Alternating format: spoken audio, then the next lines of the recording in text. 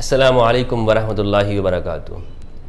حضرت معاویہ کبھی بھی مسلمانوں کے اہل سنت کی خصوصاً مقدس شخصیات میں شمار نہیں ہوئے۔ اگر آپ اس پر بات کریں کہ ہمارا جو اسلامک لٹریچر ہے یا اسلامک ہسٹری ہے اور اس ہسٹری کو لکھنے والے جو بڑے بڑے اہل سنت علماء ہیں ان کے لٹریچر کو اگر آپ اسٹڈی کریں تو انہوں نے بھی کبھی حضرت معاویہ کو وہ حیثیت نہیں دی کہ جس سے یہ معلوم ہو کہ یہ ہمارے اہل سنت کے اکابرین میں سے یا بڑوں میں سے، بلکہ ان اہل سنت اکابرین اور ہسٹری لکھنے والوں نے معاویہ کو بغات اور باغیوں میں شامل کیا ہے۔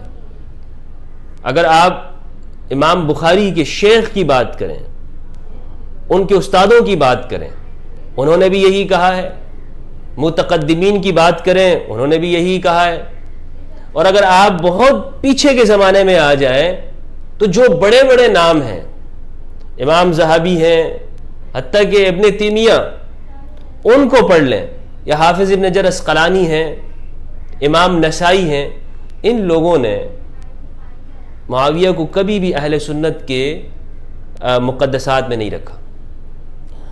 اگر آج یہ بات کہی جا رہی ہے کہ جی معاویہ کے بارے میں کوئی کہتا ہے کہ وہ ایسے ہیں یا ایسے ہیں، اس کے اوپر پرچہ کاٹ دیا جائے، تو میرے بھائی کل کو آپ یہ بھی کہہ سکتے ہیں کہ یزید بھی مقدسات اہل سنت میں سے ہیں۔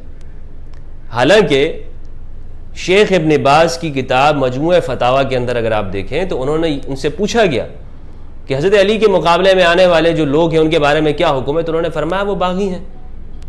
وہ کیا ہے؟ وہ باغی ہیں، وہ سارے ناحق ہیں۔ اگر آپ مولانا مودودی کے لٹریچر کو دیکھیں تب بھی وہ یہی بات لکھی ہوئی ہے۔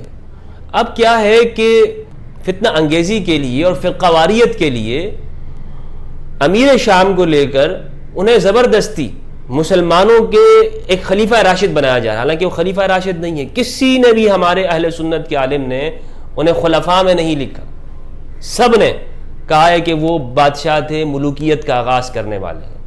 شاہ عبدالعزیز، امام شاہ ولی اللہ دہلوی، سب نے یہی لکھا ہے۔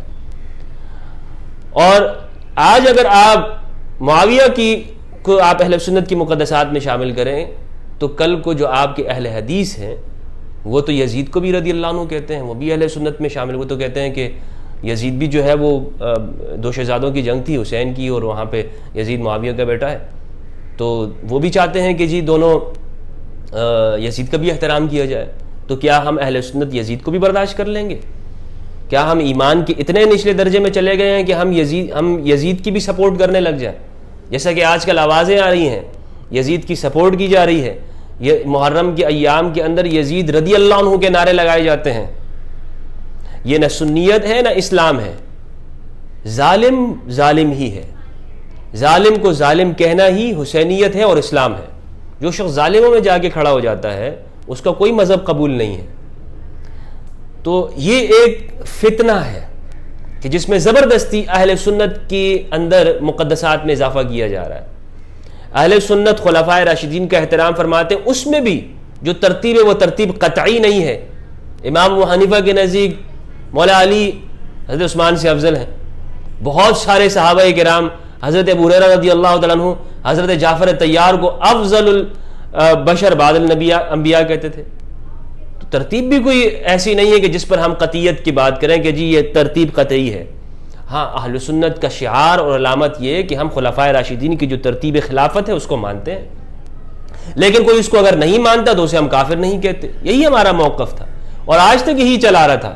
لیکن خدا کی لعنت ہو فتنہ انگیزوں کے اوپر اور بری سیاست کے اوپر کہ جس نے ان چیزوں کو فتنے کے لیے استعمال کیا۔ اور اس کے اندر ہمارے مذہبی قائدین، وہ مذہبی رہنما کہ جو ہر دور کے اندر اس طرح کی فتنہ پروریوں کے اندر، فتنہ انگیزیوں کے اندر مشہور ہیں، اور دہشت گردانہ اور انتہا پسندانہ کارروائیوں کے اندر ان کا بیک گراؤنڈ اس طرح سے وہ ملک کے امن کو سبوتاژ کرتے ہیں اور فرقہ وارانہ جنگوں کے اندر ان کا بزنس ہے۔ تو الغرض کہنے کا مقصد یہ ہے کہ اہل سنت والجماعت جسے کہا جاتا ہے، ان کا نظریہ یہی ہے کہ خلفائے راشدین وہ اہل سنت کی شعار و علامت ہیں، اس کے بعد جو خلفائے بنو امیہ ہیں یا بنو عباس ہیں وہ محض ایک خلیفے تھے، حکمران تھے، ان میں سے کچھ اچھے بھی تھے اور کچھ برے بھی تھے۔ اچھوں کی مثال جیسے عمر بن عبدالعزیز، پوری امت ان کا احترام کرتی ہے۔ مولا علی پر جو رسم حضرت معاویہ نے جاری کی تھی گالیاں دینے کی، جو کہ صحیح مسلم کے اندر ہے، امر معاویہ سعد بن ابی وقاص، کہ معاویہ نے سعد بن ابی وقاص کو حکم دیا کہ آپ گالیاں کیوں نہیں دیتے علی کو؟ تو انہوں نے کہا کہ میں 3-4 وجوہات کے اوپر گالیاں نہیں دیتا ہوں۔ تو یہ پوری صحیح مسلم کی حدیث ہے، کوئی اس پر مجھ سے بات کرنا چاہتا ہے تو میں اس کے لیے بات کرنے کو تیار ہوں۔ انہوں نے گالیوں کا آغاز کیا۔ حضرت عمر بن عبدالعزیز جو کہ اموی خلیفہ ہیں رضی اللہ تعالیٰ عنہ، انہوں نے اس بدعت کو ختم کر دیا۔ گالیاں اور تبرہ کا آغاز تو امویوں نے شروع کیا اہل بیت کے اوپر۔ اہل بیت خاندان تو گالیاں دینے والا نہیں تھا۔ شاہ اسماعیل شہید سے کسی نے پوچھا، بلکہ ان کی بات ہوئی، تو انہوں نے کہا کہ الحمدللہ ہم اہل سنت وہ گالیاں نہیں دیتے ہیں، ہم علی والے ہیں، اور جو دیگر لوگ ہیں وہ گالیاں دیتے ہیں خلفائے راشدین کو، تو وہ معاویہ والے ہوئے۔ تو اہل سنت کا شعار اور طریقہ یہ ہے کہ ہم صحابہ کرام کی جو ہے وہ ان کا احترام کرتے ہیں، ان میں سے کسی کی بے ادبی نہیں کرتے، لیکن ظالم کو ہم صحابیت میں شامل نہیں کرتے ہیں۔ یہ بھی ہمارے اکابرین کا جو ہے وہ طریقہ رہا ہے۔ اللہ تعالی ہم سب کو حق سچ سمجھنے کی توفیق عطا فرمائے اور سچائی کو پہچاننے کی توفیق دے۔ والسلام علیکم ورحمۃ اللہ وبرکاتہ۔